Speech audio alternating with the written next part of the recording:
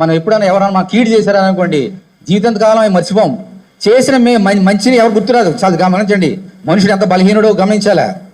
ఎవరికైనా మనం మేలు చేసామనుకోండి, ఉపకారం చేసామని అది గుర్తురాదు.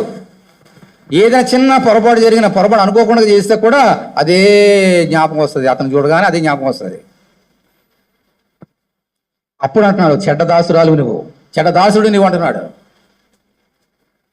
నేను క్షమించాను, పోనీ నువ్వు అనుకుంటున్నావు, నువ్వు క్షమించలేవా అని అడుగుతాడు. నిన్ను ప్రశ్న వేస్తాడు. నేను నీలో ఎటువంటి హృదయం ఉంది?